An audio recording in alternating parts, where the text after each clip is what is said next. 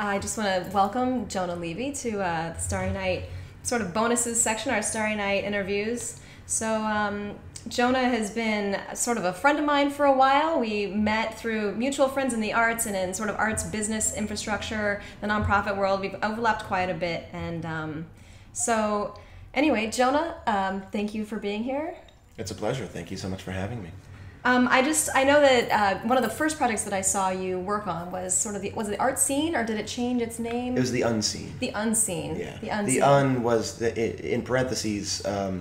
I think the only permanent fixture in its name, because it did transform from the unfair to the unseen. All right. So how did that transition work when it started with the unfair and went into the unseen? Was that just sort of a reimagining the second time around, or It was a shifting in the core team. The Unfair had 2 years as a curated group show that challenges the art fair model, as opposed to white walls, claustrophobic atmosphere, pushing sales constantly. This was a much more friendly, wide open sort of conversation about the arts, featuring visual arts, performance art, sculpture, digital art.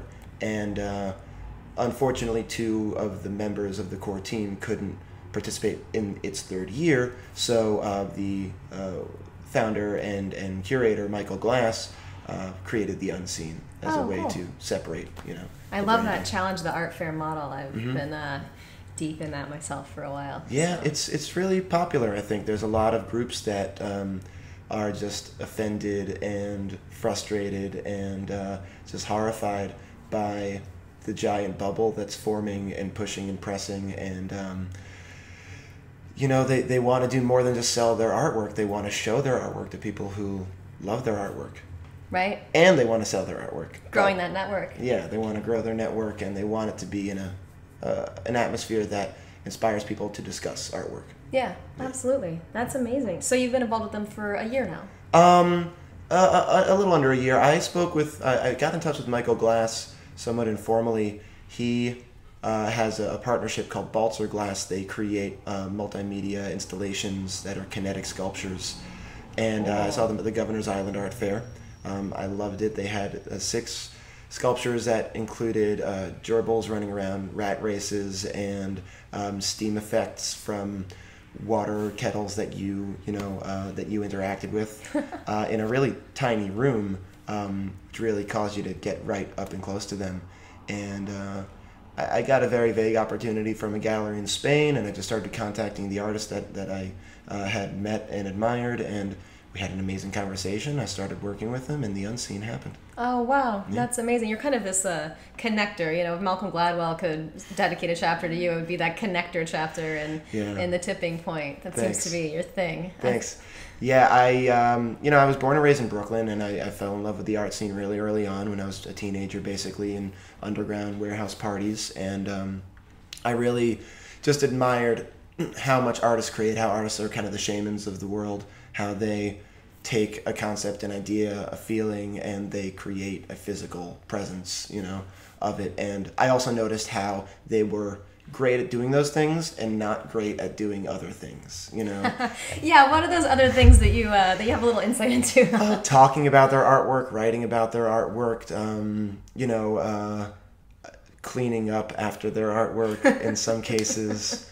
There's a lot of things that I think, facilitating, the artists find themselves stretched thin when they're required to facilitate operations outside of their artistic practice. Yeah, that's very true. Yeah, and I want to be there to kind of keep everything connected, keep everything level, kind of, not let anything get to a breaking point.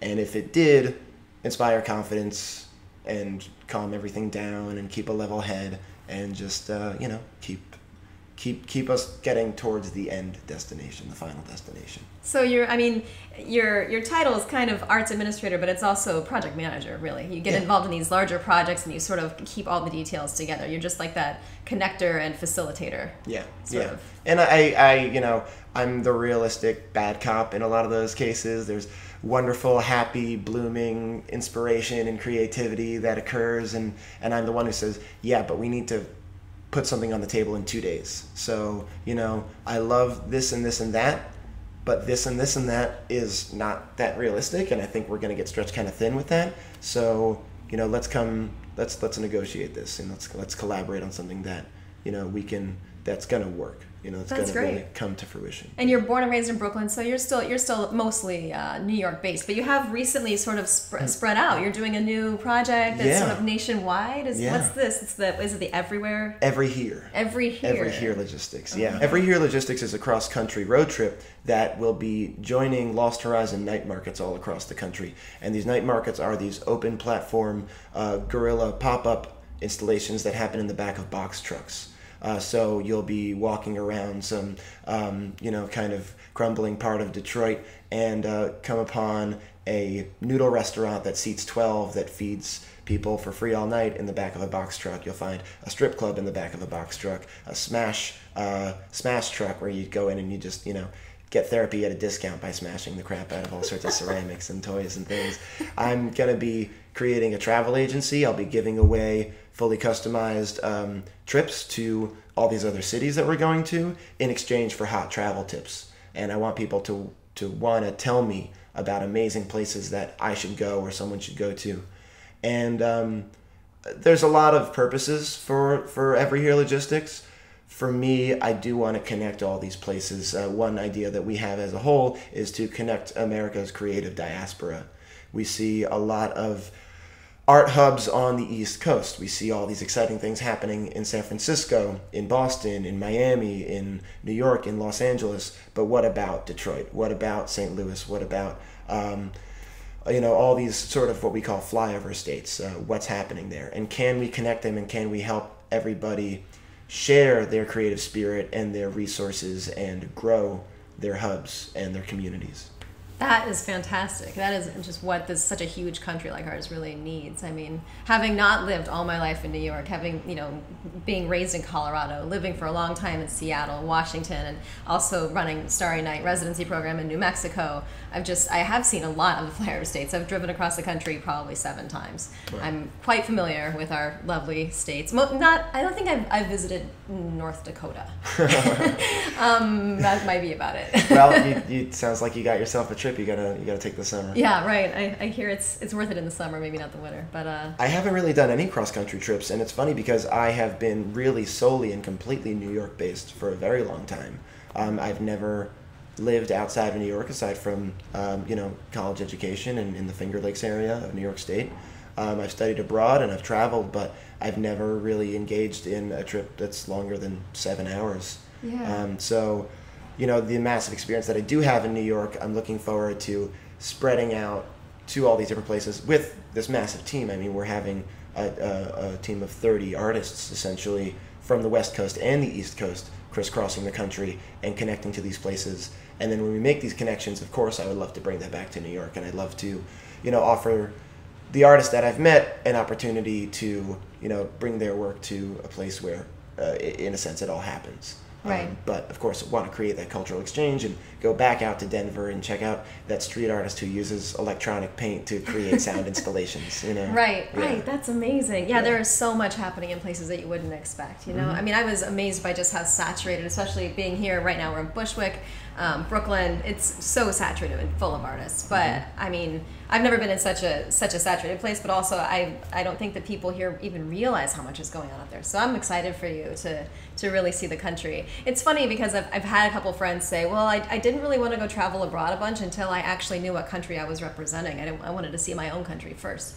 And it's going to be cool to see I don't know, how your eyes are open to different sides. That's one of the things at Starry Night Residency that I've really liked, is bringing these usually quite urban-based artists into a very rural place to see a different side of America, like a state that has been disregarded for so long, or all these states in between that are disregarded, when there's just really cool stuff happening. So I'm excited. When is that happening? What are the dates? It's happening throughout the entire month of August. Every Saturday in the month of August, we are going to be in a different city. The first Saturday in August, which is August 1st, we've already put out the call to anybody who wants to make a box truck installation happen in the city of Philadelphia. You can check out everyherelogistics.com and get the link to that site, and you can learn all about what you can do and how you can join that event. That's awesome. And you guys have a Kickstarter for this too. We have a Kickstarter that's up right now. Yeah, there's a lot of tasty rewards. Recent one has been an artist will make a likeness of you as a monster. Everybody's got their monster, their beast inside of them, and some of them are cute and some of them are scary, but I think everyone wants to see what that is. That's great. I'm offering a less expensive reward to follow along with the travel agency's database. I'm building this database of all these places to go, things to do, food to eat, sights to see, and if you want to see what that's all like, it's $15 to get this live feed basically of what the database, how the database is building, and then for $25 there's a printed version that I'll be sending out in the fall. Yeah. That's great. I'm gonna have to get you one of those. Yeah. Definitely. All right, so this is kind of there's a couple questions that I kind of ask everyone, and one of them is if I was to say the word successful, what's the first thought that you have when you think of successful? Oh, it's a really good question. Successful means, well, as an artist or in the arts or just broadly? To you, I mean, maybe in the arts if that's really where you first resonate with it, but even just broadly. I think successful is a moment by moment scenario. I think that I made a realization very early on in kind of just my discovery of myself and in the arts, I guess. I think when I was still really focused on cinema and film, that if one person appreciates and admires and understands and learns from a work that you've created, then that work is successful. And I think it's a slightly cliche concept, I think, but that's what we're striving for. If you can make that one connection happen, then that's what you were trying to do. I mean, we all have grandiose ideas and thoughts and delusions, perhaps. I certainly do. And so, obviously I want millions of people to be connected by works that I've worked on and created and helped to bring to the finish line. But, a lot of times that one person, if that one person is the right person, it can bring you to so much more success. Oh, that's true. That's true. Focusing on the one-on-one, for sure. I like that answer. Cool. That's the first type of answer I've gotten. Cool, thanks. The other question is, are you an early bird or a night owl? There's so many cliche ideas about what kind of person does what kind of thing, and I found that there's not always a predictable answer there. So I know what you mean.